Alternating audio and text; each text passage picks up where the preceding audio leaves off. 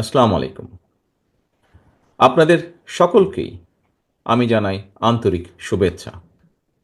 হিন্দু ধর্মাবলম্বীদের ধর্মীয় শাস্ত্র মতে কৃষ্ণপক্ষের অষ্টমী তিথিতে জন্ম নিয়েছিলেন হিন্দু ধর্মের প্রবর্তক শ্রীকৃষ্ণ। হিন্দু ধর্মের অবতার শ্রীকৃষ্ণ প্রায় ৫,৫০০ বছর আগে মথুরায় এমন এক সময় জন্মগ্রহণ করেন যখন মথুরার ক্ষমতায় ছিল অত্যাচারী নিষ্ঠুর শাসক কংস। শ্রীকৃষ্ণের আবির্ভাবের পর ধ্বংস হয় স্বৈরাচারী রাজা কংস। প্রিয় উপস্থিতিবৃন্দ, গত এক দশকেরও বেশি সময় ধরে বাংলাদেশেও কংসের মতন এক নৃশংস স্বৈরাচার জনগণের উপরে জগদ্দল পাথরের মতন চেপে বসেছিল। দল মত ধর্ম বর্ণ নির্বিশেষে গণতান্ত্রিকামী বীর জনতার গণ অভ্যুত্থানে গত বছরের ৫ই আগস্ট বাংলাদেশ ছেড়ে পালায় সেই কংসরূপী এক নৃশংস গণহত্যাকারী স্বৈরাচার। প্রিয় উপস্থিতিবৃন্দ, স্বৈরাচার পালালেও গণতন্ত্র কিন্তু এখনো সংখ্যামুক্ত নয়। অন্তর্বর্তীকালীন সরকারকে ব্যর্থ করে দেওয়ার ষড়যন্ত্র কিন্তু ক্রমাগত অব্যাহত রয়েছে। পলাতক স্বৈরাচারের যে দোসর, এরা নানা কৌশলে পুনরায় কিন্তু মাথা চাড়া দিয়ে ওঠার অপচেষ্টায় প্রতিনিয়ত লিপ্ত। জনগণের প্রত্যক্ষ ভোটে নির্বাচিত জনপ্রতিনিধিদের দ্বারা জনগণের প্রতি দায়বদ্ধ সংসদ এবং সরকার যতক্ষণ না গঠিত হবে ততক্ষণ পর্যন্ত কিন্তু গণতন্ত্র ঝুঁকি মুক্ত নয়।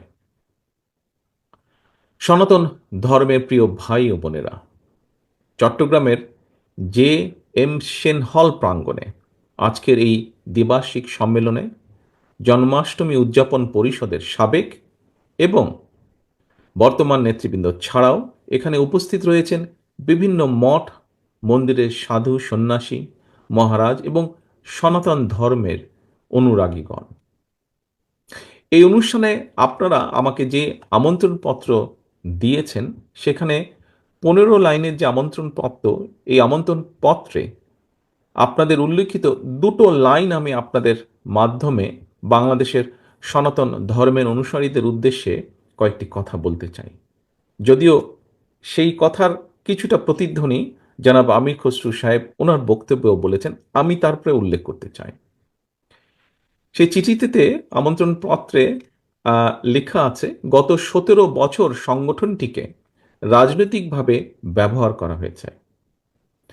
সাধারণ সনাতনীরা সেটি এখন বুঝতে পেরেছেন এবং নতুনভাবে এই সংগঠনকে পুনর্গঠন করার সিদ্ধান্ত নিয়েছেন। এই দুইটি লাইনকে কেন্দ্র করেই আমি কথাগুলো বলতে চাই, যার প্রতিধ্বনি অবশ্য এর ভিতরেই আমির খসরু সাহেব ওনার বক্তব্যে বলেছেন আংশিকভাবে। গত ১৭ বছর আপনাদেরকে রাজনৈতিকভাবে ব্যবহার করা হয়েছে। সত্যিকার অর্থেই এই গভীর সত্যটি যদি আপনারা অর্থাৎ সনাতনী ধর্মের অনুসারীগণ বুঝতে পেরে থাকেন, অবশ্যই এটি আপনাদের জন্য একটি গুরুত্বপূর্ণ উপলব্ধি। প্রিয় ভাই ও বোনেরা, একটি সম্প্রীতি সমৃদ্ধি এবং মানবিক বাংলাদেশ গড়ে তোলার পথে আপনাদের এই উপলব্ধি আগামী দিনে আমাদের সকলের জন্য অত্যন্ত সহায়ক ভূমিকা রাখবে। আমাদের সকলেরই জেনে রাখা প্রয়োজন, রাষ্ট্র এবং সমাজে নিরাপদ বসবাস নিশ্চিত করতে কোনো দলীয় পরিচয় আবদ্ধ থাকা কারো জন্যই জরুরি নয়। কে সংখ্যাগুরু কে সংখ্যালঘু জনগোষ্ঠীর সদস্য, শুধুমাত্র এই পরিচয় রাষ্ট্র এবং সমাজে একজন নাগরিকের নিরাপত্তা নিশ্চিতের গ্যারান্টি কিন্তু হতে পারে না। পলাতক যে স্বৈরাচারের বর্বর শাসনামল ছিল, সেই শাসনামলে মাসের পর মাস বছরের পর বছর যাদেরকে আয়নাঘরের নির্জন অন্ধকারে প্রতিনিয়ত মৃত্যু আতঙ্কে কাটাতে হয়েছে, তাদের সবাই কিন্তু কথিত সংখ্যাগুরু জনগোষ্ঠীর সদস্য। কিন্তু তাদের এই পরিচয়, তাদের সম্মান এবং নিরাপত্তা কিন্তু নিশ্চিত করতে পারেনি তাদের এই পরিচয়। একটি রাষ্ট্র এবং সমাজে গণতন্ত্র, ন্যায় বিচার এবং আইনের শাসন রয়েছে কিনা সেটি সবচাইতে গুরুত্বপূর্ণ। রাষ্ট্রে যদি আইনের শাসন না থাকে, আপনি, আমরা অর্থাৎ সংখ্যালঘু কিংবা সংখ্যাগুরু কেউ আমরা নিরাপদ নই। সংখ্যালঘু কিংবা সংখ্যাগুরু, দল, মত, ধর্ম, বর্ণ নির্বিশেষে প্রতিটি নাগরিকের নিরাপত্তার জন্য রাষ্ট্রে আইনের শাসন প্রতিষ্ঠার কোনোই বিকল্প নেই। একমাত্র আইনের শাসনই যে কোনো মানুষের নিরাপত্তা নিশ্চয়তা দিতে পারে।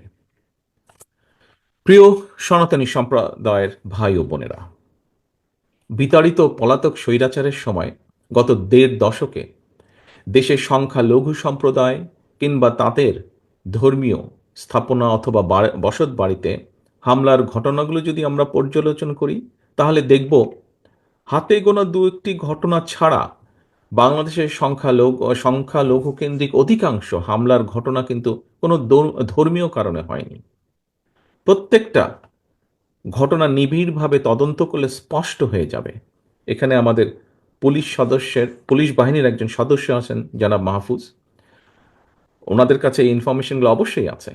আমরা যদি অধিকাংশ ঘটনাগুলো নেপথ্যে যে দেখি, আমরা ঘটনাগুলো যাচাই বাছাই করে দেখি, তাহলে আমরা দেখব এই ঘটনাগুলোর নেপথ্যে ছিল অবৈধ লোভ লাভের জন্য দুর্বলের উপরে সবলের হামলা কিংবা অসৎ রাজনৈতিক উদ্দেশ্য। সেজন্যই আপনাদের প্রতি আহ্বান, আপনাদের ধর্মীয় পরিচয়কে ভবিষ্যতে আর যাতে কেউ নিজেদের হীন স্বার্থে ব্যবহার করতে না পারে, সে ব্যাপারে আপনাদেরকে সতর্ক থাকার জন্য আমি বিনীত আহ্বান জানাই। সংখ্যালঘু কিংবা সংখ্যাগুরু এটি কোনো একটি দেশের জনসংখ্যার চরিত্র ও বৈশিষ্ট্য নির্ণয়ের জন্য কেবল একটি শব্দ মাত্র, এর চেয়ে বেশি কিছু নয়। এই বাংলাদেশে ধর্ম বর্ণ নির্বিশেষে বাঙালি অবাঙালি, বিশ্বাসী অবিশ্বাসী কিংবা সংশয়বাদী, বাংলাদেশের প্রতিটি নাগরিকের একমাত্র গর্বিত পরিচয়, আমরা বাংলাদেশী। এই বাংলাদেশ আপনার, আমার, আমাদের সবার, বাংলাদেশের প্রতিটি নাগরিক সকল ক্ষেত্রে সম অধিকার ভোগ করবে। এটাই বিএনপির নীতি, এটাই বিএনপির রাজনীতি। উপস্থিত প্রিয় ভাই বোনেরা, সবশেষে আমি বলতে চাই, আমি ব্যক্তিগতভাবে বিশ্বাস করি আপনার, আমার, আমাদের দল বিএনপি বিশ্বাস করে দল, মত, ধর্ম, দর্শন যার যার, রাষ্ট্র কিন্তু সবার, ধর্ম যার যার, নিরাপত্তা পাবার অধিকার সবার। সুতরাং একটি নিরাপদ বাংলাদেশ গড়ার জন্য আমাদের সবার সামনে আগামী জাতীয় নির্বাচন একটি বড় সুযোগ। আমি আবারও বলছি, একটি নিরাপদ বাংলাদেশ গড়ার জন্য আমাদের সবার সামনে আগামী জাতীয় নির্বাচন একটি বিরাট বড় সুযোগ। এই সুযোগকে কাজে লাগিয়ে ধর্ম বর্ণ নির্বিশেষে সকলের জন্য একটি নিরাপদ গণতান্ত্রিক দেশ গড়ার জন্য বিএনপি আপনাদের সমর্থন এবং সহযোগিতা চায়। পরিশেষে আবারও আপনাদের দ্বিবার্ষিক সম্মেলনের সাফল্য কামনা করে আমার বক্তব্য শেষ করছি। আপনাদের সকলকে আন্তরিক ধন্যবাদ। আল্লাহ হাফেজ। বাংলাদেশ জিন্দাবাদ। বাংলাদেশ জাতীয়তাবাদী দল জিন্দাবাদ।